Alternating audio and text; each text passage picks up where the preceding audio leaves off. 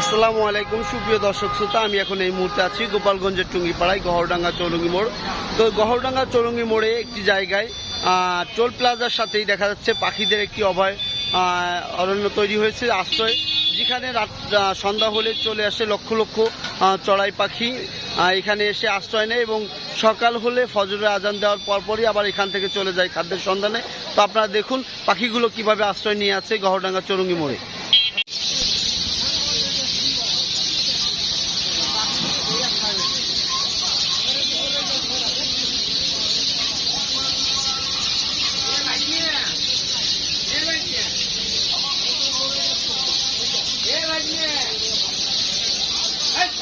হ্যাঁ,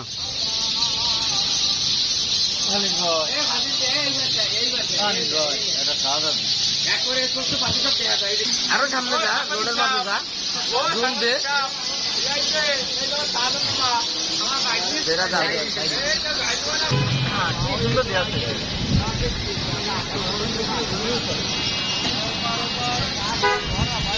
ওই তারেক যে আছে, ওই তারেক যে ওখানে যায় রে, ওখানে যায় রে।